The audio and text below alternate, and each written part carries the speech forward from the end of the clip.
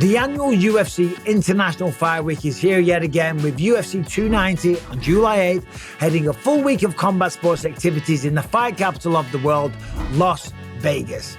Now, this is the 11th official International Fight Week since the UFC partnered with the city of Las Vegas back in 2012 to create basically a kind of WrestleMania week for MMA. The July UFC pay-per-view had become a special part of the UFC calendar, and I was a part of one of these cards back in 2009. Now, let me tell you, the energy and the passion from the fans traveling from literally all over the world to Las Vegas, it makes these events stand out even amongst all the other massive events that the UFC put on from month to month. The UFC already had a tradition of putting on big fights around the 4th of July in Las Vegas. In 2006, the massively hyped rematch between UFC light heavyweight champion Tito Ortiz and his nemesis Ken Shamrock headlined UFC 61.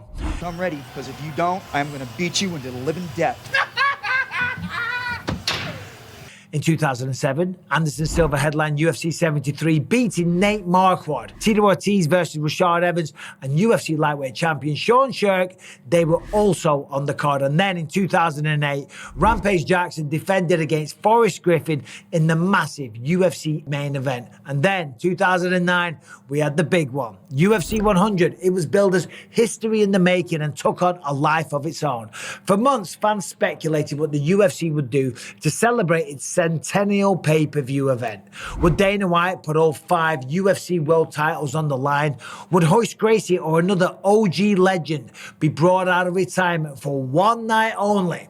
Well, Dana White admitted at the time that the UFC were initially going to treat UFC 100 as a normal UFC pay-per-view event. But he felt that the fans were onto something here. So the move was made to make UFC 100 a spectacular supercard, a celebration that the sport had come of age and now taken its place in the mainstream officially. I think UFC 100, it's a milestone. It's a milestone for us, for the fans. You know, I think for the UFC as a company, you know, we've been fighting for legitimacy and trying to get, you know, all these people out there to realize what an amazing sport this is and what amazing athletes they are. UFC heavyweight champion Brock Lesnar, the biggest draw on pay-per-view, he headlined the July 11th event, getting brutal revenge over Frank Mir for his lone professional defeat. In the co-main event, it saw the number 2 draw of all time, George St. Pierre, defend his UFC welterweight title against the Pitbull Thiago Alves. And there was another big fight on the card as well. I don't know who it was. In fact, I can't remember. I can't remember at all, okay, who that was, and for good bloody reason. I got knocked out cold. But let me tell you, UFC 100, the event was massive. And UFC 100 was the first event to have a huge UFC expo be a part of the fight week activities. If you've never been to what is now known as UFC X, these are massive events where you can meet your favorite UFC fighters. Incels can get pictures with the Octagon girls, and fans can basically be around other hardcore UFC supporters. Now, if it wasn't already the case, UFC 100 cemented the July UFC event as the biggest show on the UFC's calendar. Las Vegas had always had a 4th of July problem, and I don't mean that they get a lot of abuse from American patriots on Twitter like I do every 4th of July. 4th of July, America's independence to celebrate as well. And how fitting that we had this middleweight fight in the main event that is absolutely going to be fireworks, Michael. Still banging on about that one victory over 200 years ago. I mean, come on, get it together, guys. Of all the holidays in the year, tourists for some reason just weren't going to Las Vegas during the 4th of July. And the city of Las Vegas asked the UFC to enshrine an early July event onto the calendar. Vegas estimated that UFC 100 brought over $120 million to the city and filled over 200,000 hotel rooms. And they wanted the UFC to do that, obviously, every single year. So in 2012, the UFC's International Fight Week was born. Every year since the world shut down due to the pandemic, the UFC has put on some of the biggest fights in history during the blistering July heat of Las Vegas. The International Fight Week format changes here and there, but there's always a big pay-per-view event. There's always big open weigh-ins, massive press conferences, and a UFC expo. Oh, and these days, a UFC Hall of Fame induction ceremony every single year since 2015.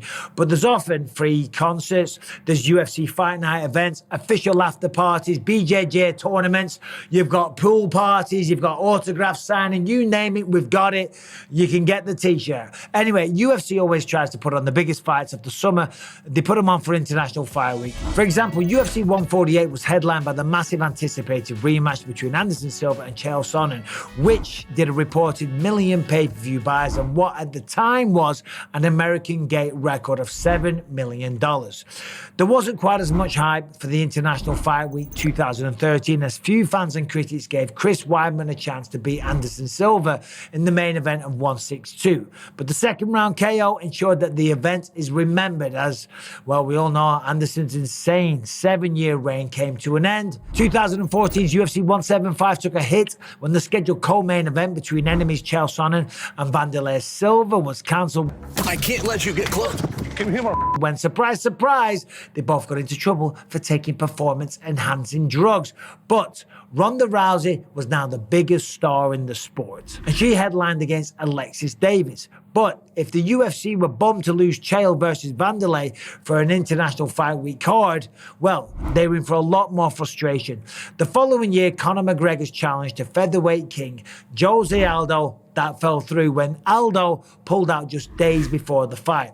But UFC 189 was a massive success anyway because Conor McGregor beat late notice replacement Chad Mendes in the hastily made main event. Also on that card at 189, Rory McDonald took on Robbie Lawler in one of the best fights that you will ever see. UFC 189 broke records with reported pay-per-view buys around 900,000 and a record-shattering $7.2 million gate. The next year, 2016, saw the massively anticipated UFC 200 card. Now, the UFC, they deserve some sort of medal for perseverance for delivering a massive event here because, look, at times it just seemed cursed. The original main event was Conor seeking revenge over Nate Diaz for the shock defeat which happened earlier that year in March. Hey, I'm not surprised. But then Conor pushed back the fight for a month. Then the UFC made the fight between Jon Jones and Daniel Cormier, which everyone wanted to see, which could have well been the biggest grudge match in the history of the sport. Miesha Tate signed on to also defend her bantamweight title against Amanda Nunes, and Brock Lesnar was also brought out of retirement in a shock fight against Mark Hunt. UFC 200 was stacked. Everything was primed. UFC 200 to be even bigger than 100 in terms of can't wait excitement. But then, just 3 days before the event, Jon Jones pops for the old picograms. The UFC scrambled and Tate versus Nunes was bumped to the main event. Then, Anderson Silva, who was in town to induct his longtime mentor Minotauro Nogueira into the UFC Hall of Fame, volunteered to fight DC in a non-title fight 3-rounder. Now, despite losing both Conor and Jon Jones, UFC 200 was an epic event. And again, International Fight Week broke the US gate record, this time hitting $10.7 million. However, if UFC 200 had its fair share of bad luck, then the following July's UFC 213 was plagued. The big fight between Cody Garbrandt and TJ Dillashaw never even got a chance to be made official before injuries took it off the card. Then Cowboy Cerrone versus Robbie Lawler. That fell apart because Cowboy Cerrone got a staph infection weeks before the fight. It got worse. Amanda Nunes pulled out of her title fight versus the Bullet Valentina just hours before the event. Bantamweight queen Amanda Nunes is out of her main event title defense against Valentina Shevchenko. And that left the interim UFC middleweight bout between Robert Whittaker and Yoel Romero to headline the huge event. Adding to the sense that UFC 213 was cursed, I'd signed on to coach the Ultimate Fighter against the winner of Whittaker and Romero, but even though he won the fight on points, Whittaker was injured in the fight and needed a full year off. It was an awesome fight, but the fact that you're standing there with that f***ing belt on like you're a champion makes me sick. You should be ashamed of yourself. Here, take that, fight me for it. I'll see you soon, motherfucker.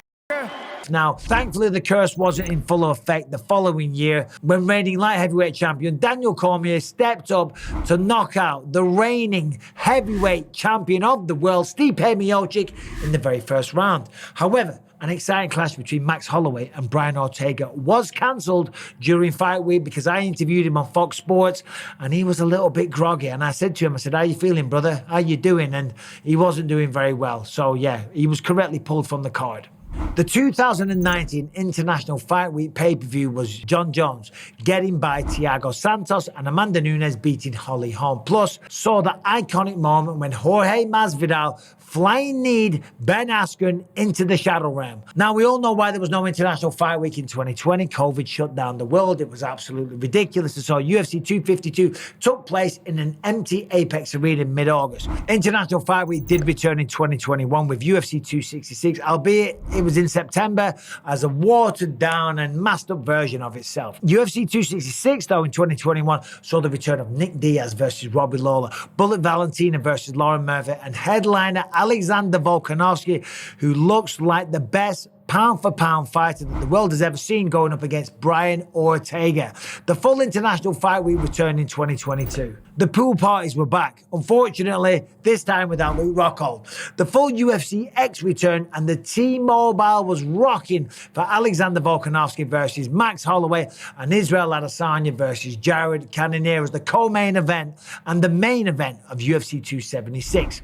For the first real International Fight Week since COVID, it saw $180 million brought to the city of Las Vegas and a very respectable $10.2 million gate for UFC 276. Now that brings us to 2023 and the UFC 145-pound king, Volkanovski, once again is in center stage in a massive fight going up against interim champ Yair Rodriguez. Whether or not you consider 2013 to be the 11th, the 13th, or even the 16th International Fight Week in MMA, we know that the blazing heat of early July means it is time to see some of the best fighters in the world kick some ass. Now, I'll be there next week in Las Vegas. So, like, subscribe. I'll be doing videos every day so you won't miss a thing.